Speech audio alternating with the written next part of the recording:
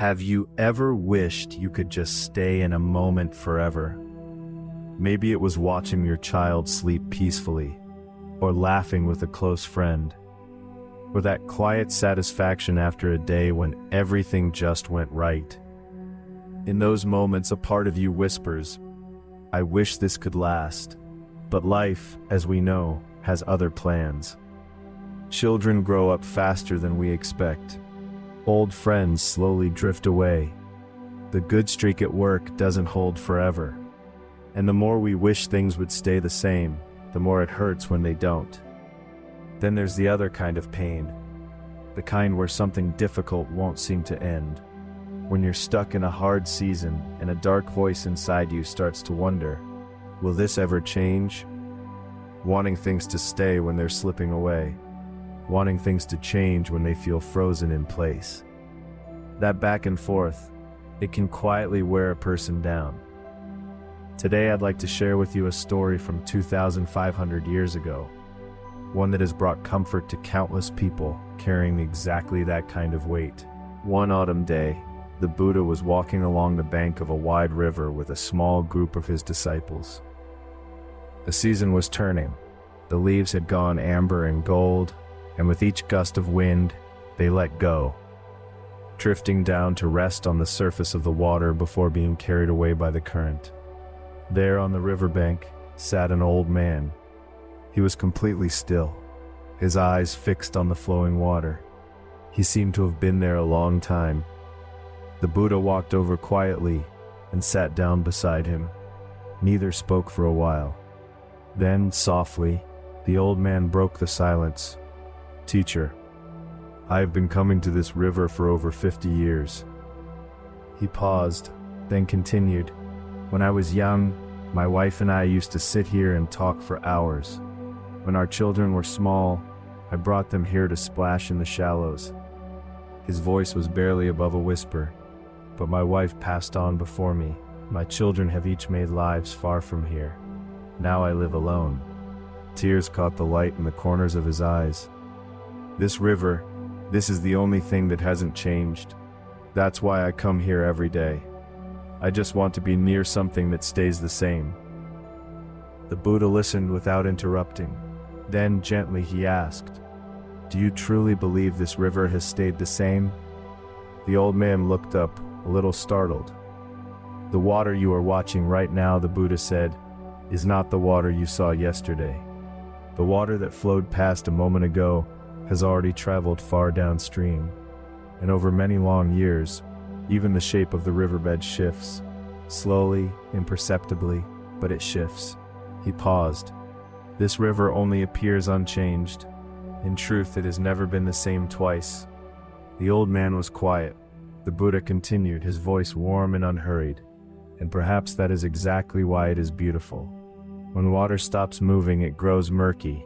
It is because the river keeps flowing that it stays clear." He looked gently at the old man.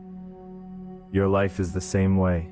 The memory of your wife, the days with your children, they are precious and luminous in your heart. And perhaps part of the reason they shine so brightly is that they cannot be held on to. They flowed through your life and left something of themselves behind." The old man wept, not in anguish, but in the way a person cries when something long held tight finally begins to release. After a long moment, he said quietly, "Perhaps I wasn't looking for something that didn't change.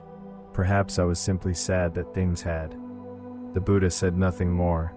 He simply stayed beside the old man, beside the river, as the autumn wind moved gently between them. What the Buddha was pointing to in that story is a teaching at the very heart of Buddhism. The truth of impermanence. Everything changes. That is all it says. Everything, without exception, is in constant motion. Simple words. And yet most of us spend a great deal of our lives quietly resisting them. Because here is what the Buddha observed. Most of our suffering doesn't actually come from change itself. It comes from our resistance to it, from the part of us that clings to how things were, or how we wish they would stay. That clinging, that resistance, is where the real pain takes root. Think about cherry blossoms for a moment. Why are they so moving? Why do people stop what they're doing just to stand beneath them and look up? Because they fall. If cherry blossoms bloomed year-round, we might barely notice them. It's the knowledge that they're here now and gone so soon that makes that moment under the petals feel like something precious.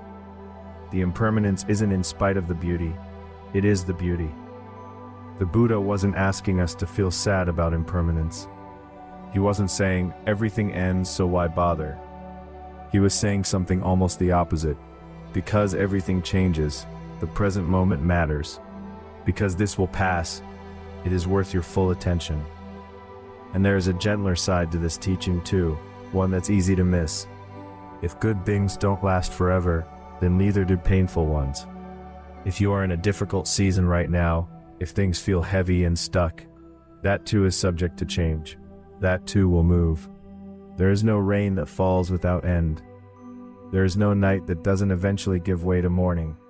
The old man by the river was searching for something that would stay. But the Buddha offered him something more reliable than that. Not a fixed place to hold on to, but a way of walking with change rather than against it. That, perhaps, is the quiet wisdom at the heart of this teaching. So how do we actually bring this into our daily lives? How do we live with impermanence rather than just thinking about it? Let me offer 3 places to start. The first is in our relationships. Most of us have felt it.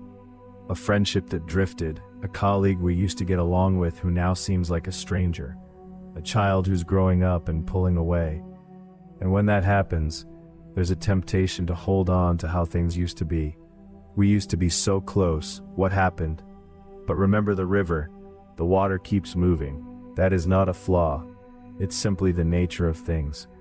Instead of grieving the relationship that was, try asking, who is this person now? Who am I now?